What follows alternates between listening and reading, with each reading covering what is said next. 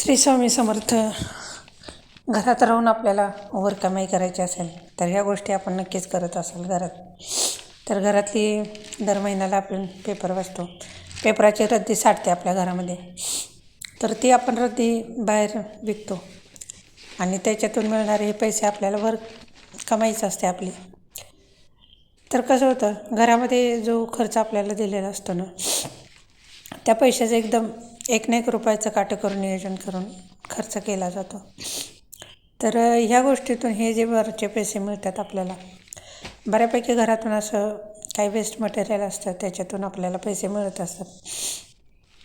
तर घरातली ही रद्दी महिन्याला 3 किलो 15 रुपयाने 45 रुपये, म्हणजे महिन्याला ह्याच्यातून तर हे 45 रुपये प्रत्येकाला असं, काही जणांना खूप मोठं वाटतात, काही जणांना खूप हे काय 45 रुपये, पण पैशाच्या बाबतीत एक एक रुपयाला खूप किंमत असते.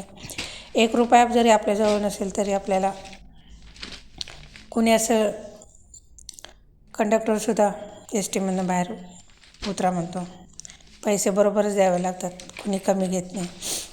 त्यामुळे एक एक रुपयाला पण किंमत आहे. आणि मला पैशाचं सेविंग करणं खरंच खूप खूप आवडतं. मला असं पैसे दिखावा करण्यापेक्षा पैसे स्वतःजवळ असणं हे माझ्यासाठी खूप महत्त्वाचं आहे. कारण खूप गोष्टी मी ह्या गोष्टीतून अचीव केलं की पैसा जेव्हा नव्हता तेव्हाची परिस्थिती आणि जेव्हा पैसा आहे ते आत्ताची परिस्थिती, खूप फरक पडतो. आपल्याकडे पैसे नसले ना, खूपच अवघड परिस्थिती. आपण काय केलं पाहिजे, कसं पैसे सेव्ह केले पाहिजेत हे आपण ठरवलं पाहिजे. हे छोट्या मोठ्या गोष्टी असं लाज वाटण्याचं काहीच कारण नाही. जे सत्य आहे ते आहे. अशा छोट्या गोष्टीतून पण मी पैसे सेव्ह केलेले आहेत आणि बऱ्यापैकी म्हणजे अशा मोठ्या वस्तू घेतलेल्या आहेत ज्या की गरजेच्या आहेत. तर आपल्या महिन्याचं जे नियोजन असतं पैशाचं, ते आपण जर काटेकोरपणे अगदी पाळलं तर भरपूर आपण पैसे घरातल्याच आपण गोष्टींमध्ये सेविंग करू शकतो. अवघडही नाही इतकं. लोक म्हणतात हे पैसा पुरत नाही, पगार पुरत नाही, खूप तक्रारी असतात महिलांच्या, विशेष करून घर खर्च कसा चालवायचा, कसं मॅनेज करायचं. पण ह्याचा पण आपण मॅनेजमेंट एक आहे, त्याचा जर आपण विचार केला ना, तर पैशाचं एकदम काटेकोरपणे आपण लिखाण केलं, कसा पैसा कुठे जातो, नक्की कुठं करतो, नक्की आपल्याला ज्या गोष्टी हव्या आहेत आणि ज्या महत्त्वाच्या आहेत त्याच गोष्टींवर आपला पैसा खर्च होतो का. तर आता मी ही जी रद्दी काढलेली आहे त्याची किती महिन्याला 50 रुपये मिळू दे, 30 रुपये 40 रुपये, किती का असे ना कमी जास्त, ते पैसे मी कधी घरात खर्च करत नाही. तर मी पैसे हे छोटी रक्कम आहे, 50 रुपये जरी असले तरी ते बाजूलाच काढून ठेवते. ते पैसे अजिबात खर्च करत नाही. हे मी सेविंग म्हणूनच एका साईडला ठेवते. तर एक रुपया करून 100 होतात, 100चे 1000 होतात, 1000चे 10,000 होतात, असंच थोडं पैशाचं गणित पुढे जात असतं. तर ह्या गोष्टीला पण कमी समजणं म्हणजे एका रुपयात पण लक्ष्मी असते, लाखात पण लक्ष्मी असते. तर आता मी घरामध्ये हा जो प्लॅस्टिकचा कचरा जो निघतो, आपलं रिकाम्या प्लॅस्टिक म्हणजे ह्याचं रिकाम्या पिशव्या वगैरे प्लॅस्टिकच्या आपल्याला डीमार्टमधून वगैरे मिळतात, तर मी ह्याचा उपयोग पाणी तापवण्यासाठी करते आणि त्यात माझी गॅसची बचत होते. आणि हे जे आहे प्लॅस्टिकच्या आपण रिकाम्या बाटल्या किंवा काही ना काही घरातलं प्लॅस्टिकचं वेस्ट आपल्याला निघतंच, तर हे पण प्लॅस्टिक असं विकून किती 10, 20, 50 असे महिन्याला असे करून 200 रुपये तरी आपले हे जमतातच. तर हे बाजूला काढूनच ठेवते मी. मला पहिल्यापासूनच सवय, म्हणजे आत्ताचीच नाही, खूप वर्षापासूनची सवय मला. म्हणजे काही लोक अशा गोष्टीला नावं ठेवतात, काही हरकत नाही, कारण मी एक रुपयाला किंमत देते. कारण खूप पैसे नसल्यानंतरची परिस्थिती अवघड असते, हे मला माहिती आहे चांगलं. पैसे आपल्याजवळ सेविंग असणं हे खूप गरजेचं आहे. त्यामुळं ह्या गोष्टींना पण मी खूप प्राधान्य देते.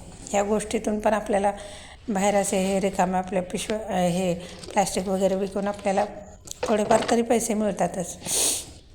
तर हे पैसे घरात खर्च अजिबात न करता बाजूलाच काढून ठेवते. 10 रुपये 5 रुपये भले 100 50 किती असू दे, म्हणजे हे जे घरातलं महिन्याचं जे आपण म्हणजे वेस्ट निघतं कचरा, तर ते पण आपण देऊन मी असं एक गल्ला केलेला आहे, त्याच्यामध्ये मी असे पैसे टाकत असते. आणि हे पूर्ण गल्ला असा भरल्याशिवाय मी हे काढतच नाही, म्हणजे फोडत नाही हे गल्ला.